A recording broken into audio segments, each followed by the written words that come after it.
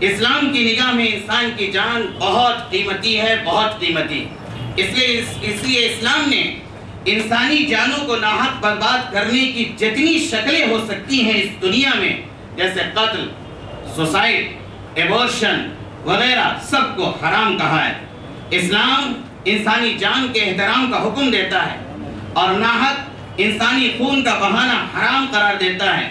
قرآن کہتا ہے جو آدمی کسی کو بغیر اس کے کہ وہ کسی کا قاتل یا کیلر ہو یا زمین میں فساد مچانے والا ہو، قتل کر ڈالے، مار ڈالے، تو گویا اس نے تمام لوگوں کا قتل کر دیا، اور جو کسی ایک کی جان بچا لے اس نے گویا تمام لوگوں کو زندہ کر دیا۔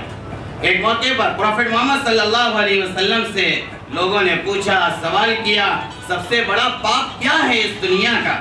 آپ نے فرمایا کہ سب سے بڑا پاپ یہ ہے کہ اللہ کے ساتھ کسی کو پارٹنر بنایا جائے، اور پیرنٹس یعنی ماں باپ کی نافرمانی کی جائے، اور کسی انسان کا ناحق قتل کر دیا جائے، اور فالس وٹنس دیا جائے۔ یہ بہت بڑا پاپ ہے اس دنیا کا۔ قرآن نے یہ بھی کہا، جس نے کسی کی جان بچا لی تو گویا اس نے تمام انسانوں کو بچا لیا۔ انسانی جان بچانے کی بہت سی صورتیں اور شکلیں ہو سکتی ہیں۔ مثال کے طور پر اگر ایک انسان زخمی ہے یا بیمار ہے، وہ ہم سے مدد چاہتا ہے، سپورٹ ہمارا چاہتا ہے، اور ہم اسے کچھ مدد کرنے کی طاقت بھی رکھتے ہیں، تو ہمارا فرض اور ہماری ذمہ داری ہے کہ ہم اس کی مدد کریں، چاہے وہ انسان کسی بھی دھرم کا ماننے والا ہو۔ اسلام کی نظر میں انسانی جانوں کی حفاظت کے حوالے سے مسلم اور نان مسلم میں کوئی فرق نہیں ہے۔ اسلام میں ایک مسلم کی جان کی حفاظت جتنی ضروری ہے، غور سے سنیے گا، اسلام میں ایک مسلم کی جان کی حفاظت جتنی ضروری ہے اتنی ہی ضروری ایک غیر مسلم بھائی کی جان کی ہے۔ پروفیٹ محمد صلی اللہ علیہ وسلم کی پیریڈ میں ایک مسلمان نے ایک ایسے غیر مسلم یا نان مسلم کو قتل کر دیا جو مسلمانوں کی پناہ میں تھا۔ یہ کیس پروفیٹ محمد صلی اللہ علیہ وسلم کی عدالت میں پہنچا۔ پروفیٹ محمد صلی اللہ علیہ وسلم نے اس نان مسلم کے قتل کے بدلے میں اس مسلمان کو قتل کرنے کا حکم دیا، اور آپ نے ایک فرمان جاری کیا، جو شخص اسلامی حکومت میں رہنے والے کسی نان مسلم کو قتل کر دے وہ جنت کیا، جنت کی خوشبو ہی نہیں پائے گا۔ آپ نے فرمایا خبردار خبردار، جو شخص اسلامی حکومت کے کسی نان مسلم پر ظلم کرے گا، یا اس کے حقوق اور رائٹس میں کمی کرے گا، یا اس کی طاقت سے زیادہ اس پر دباؤ اور پریشر ڈالے گا، یا اس سے کوئی چیز اس کی مرضی کے خلاف لے لے گا، اس کے خلاف قیامت کے دن یعنی جو ڈے آف ججمنٹ ہوگا، جہاں اللہ کے یہاں حساب و کتاب ہوگا، میں خود خدا کی عدالت میں فریاد کروں گا۔ ان صاف دلیلوں کے بعد بھی کیا اس الزام کی کوئی گنجائش باقی ہے کہ قرآن آج کے کافروں اور نان مسلموں کو قتل کرنے یا ان سے دنگا فساد کرنے کا حکم دیتا ہے؟ آج اسلام کی جن چیزوں کو تنقید و ملامت کا نشانہ بنایا جا رہا ہے، ان میں ایک نمبر پر جہاد ہے۔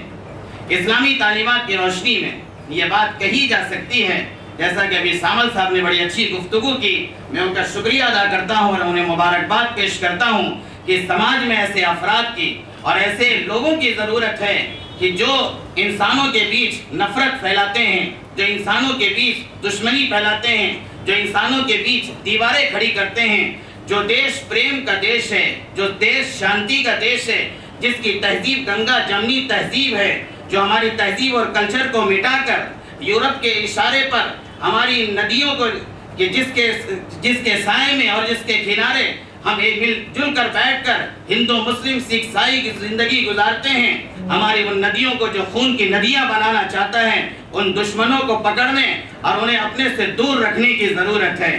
آج میرے دوستو، اسلامی تعلیمات کی روشنی میں بات کہی جا سکتی ہے کہ جہاد ایک مقدس عبادت ہے۔ جہاد کوئی کھیل و تماشا نہیں ہے کہ ہر انسان جب چاہے جہاد کرنے لگے وہ مجاہد بن جائے، ایسا نہیں ہے۔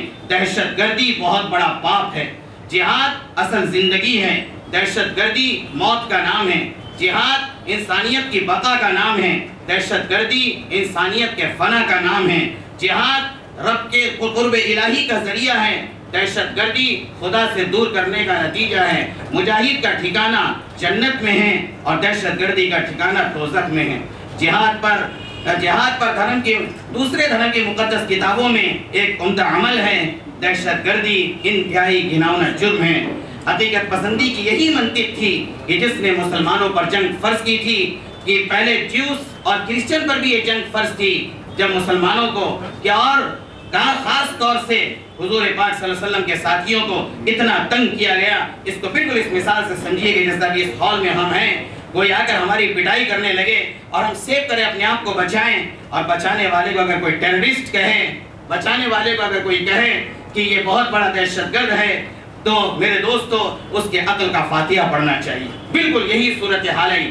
پروفیٹ محمد کو اللہ نے اس لیے بھیجا تھا، جب آپ مدینے سے واپس آئے، مکہ آپ کے پھر قبضے میں جب آ گیا، 1,00,000 فوج لے کر آئے، 1,00,000 فوج لے کر آئے، اور فوج لے کر اب جب آئے، آپ نے اعلان کر دیا کہ آج کا دن یہ رحمت کا دن ہے۔ آپ کے کمانڈر اور چیف نے یہ اعلان کر دیا غصے میں آ کر کہ آج بدلے کا دن ہے۔ یہ خبر پروفیٹ محمد کو پہنچی، پروفیٹ محمد نے کمانڈر ان چیف سے وہ جھنڈا لے لیا اور ناراضگی کا اظہار کیا اور یہ کہا آج بدلے کا دن نہیں، آج پیار کا دن ہے، آج محبت کا دن ہے، آج الفت کا دن ہے، آج رحمت کا دن ہے۔ اور آپ نے کہا جو آپ کا کٹر دشمن ایک تھا ابو سفیان، آپ نے کہا کہ جو ابو سفیان کے گھر میں بھی داخل ہو جائے گا آج وہ بھی مامون ہے۔ یہ باتیں ہیں۔ پھر جہاد ایسا نہیں ہے کہ جو چاہے کر لے، اس کے لیے مکمل حکومت کے فیصلے، ایک پینل کی ضرورت ہے جو اسلامی تعلیمات سے مکمل واقفیت رکھتے ہوں، اور اس کے شرائط دیکھیے، جو لڑنے والے نہیں ہیں آپ ان کو ہاتھ نہیں لگا سکتے، اور بوڑھوں کو، بچوں کو، عورتوں کو نشانہ نہیں بنایا جا سکتا، پھلدار درخت کو کاٹا نہیں جا سکتا۔ جو اسلام پھلدار درخت کو کاٹنے کی اجازت نہیں دیتا، وہ اسلام انسان کے گلوں کو کاٹنے کی کیسے اجازت دے سکتا ہے؟ کہ مندر اور چر پر ہاتھ اٹھایا نہیں جا سکتا، یہ اسلام خود مہابھارت کیا حق کی بحالی کے لیے نہیں لڑی گئی تھی؟ کیا سیتا جی کو چھڑانے کے لیے شری رام چندر جی کا لنکا پر حملہ کرنا اور ہنومان جی کے ذریعے لنکا کو آگ لگا کر راکھ کر دینا کیا حصول انصاف کے لیے نہیں تھا؟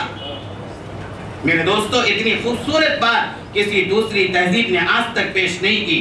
اسلام نے دیگر مذاہب کے لوگوں پر کہ پرسن اللہ میں کبھی بھی انٹرفیئر نہیں کی۔ انہوں نے اسلامی ملکوں میں اپنی عدالتیں اور کورٹس قائم کرنے اور اپنے قوانین کے مطابق فیصلہ کرنے کی ہمیشہ انہیں اجازت دی، تاکہ وہ اپنے پرسن اللہ پہ آرام سے چاہے عمل کر سکیں۔ اسلام کو بدنام کرنے کی یہ سازش بھی چلی۔ کچھ رائٹرز نے، یورپین رائٹرز نے اور کچھ کمیونسٹ رائٹرز نے یہ کہا کہ اسلام جو جس دنیا میں پھیلا تو وہ تلوار کے زور سے پھیلا۔ اس سلسلے میں مجھے کچھ کہنے کی ضرورت نہیں ہے، کیونکہ دنیا میں ہر دھرم میں کچھ اچھے لوگ ہیں تو کچھ برے لوگ بھی ہیں، کچھ اچھے رائٹرز ہیں تو کچھ برے رائٹرز ہیں، کچھ اچھے رائٹرز ہیں جو نان مسلم ہیں۔ میں ان کا نام آپ کو پڑھ کر سناتا ہوں کہ چند رائٹرز نے اس حقیقت کو واضح کرنے کے لیے کہ غیر مسلم چند رائٹرز نے، جیسے جان ڈیون پورٹ ہیں، ڈاکٹر گستاولی بان فرانسیسی، ڈاکٹر برہمنگن، sir Thomas Arnold, doctor Luther, mister S P Scott امریکہ، doctor S T Saint Hilaire اور عظیم ہندو لیڈر مہاتما گاندھی جی جیسے سچے لوگ اپنے خیالات کا اظہار کرتے ہیں کہ قرآنی مذہب تلوار کے ذریعے سے نہیں پھیلا، بلکہ یہ پروفیٹ محمد کے اخلاق، ان کی سادہ زندگی، ان کے کیریکٹر کی وجہ سے اس دنیا میں پھیلا۔